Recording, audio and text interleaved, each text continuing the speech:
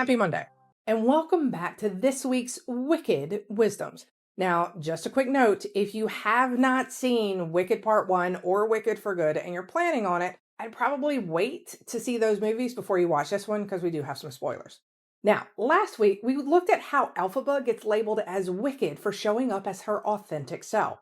We explored how being different, especially when you don't mask it, can lead to rejection, misunderstanding, and bias. But what happens when someone does try to fit the mold? That's what we're talking about this week. We're talking about Glinda and the high price of being perfect. Because Glinda and Elphaba stand on opposite ends of a very familiar leadership spectrum. Glinda is charming and polished and socially fluent. Her face and her voice always say the right thing. She fits. Elphaba doesn't. But don't let the sparkle distract you. This isn't just about friendship.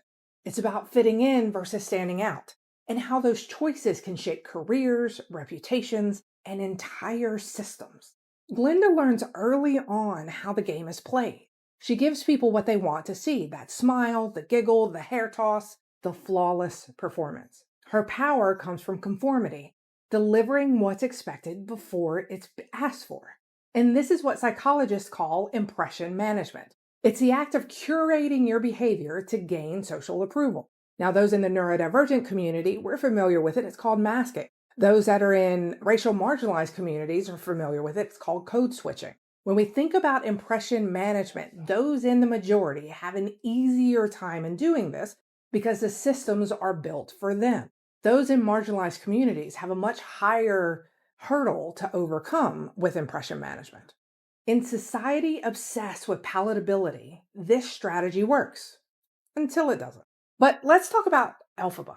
Now, when you compare Glinda to Elphaba, Elphaba doesn't try to fit in. She doesn't soften her truth. She doesn't dim her voice. She takes space. She doesn't mask. She stands out unapologetically. This is me. Glinda is accepted because she adapts. Elphaba is rejected because she refuses. And yet, which one changes the world? And the brilliance of Wicked is that Glinda isn't evil. She's not malicious. She's just really well socialized. She plays the role that gets her the most praise. That's respectability politics in action. It's the unspoken rule that says if you look the part, act the part, play nice, you'll be accepted. But what's the cost? So let's bring this into the real world. In workplaces, we reward Glindas. We praise the emotionally polished, the palatable, the easy, and we undervalue or outright punish the Elphabas, the ones who question, the one who challenges, the one who shows up real. And this is conformity bias in action. We favor people who look, think, and act like us, who reflect us, even if that reflection is just surface level. And here's a twist. Glinda's entire transformation is shaped by her proximity to Elphaba. Being near someone who refuses to perform makes Glinda question the role that she's been playing. And if you think about how this ties into our world, those who change the world are the ones that are willing to challenge it. Like Elphaba. Elphaba doesn't just challenge the system, she challenges Glinda. By the end of this story, Glinda gets the title, but Elphaba gets the truth. And real leadership means deciding which of these voices are you going to listen to. Because fitting in, it'll make you popular, while standing out might make you powerful. So here's your leadership challenge. Are you valuing the polished over the principled?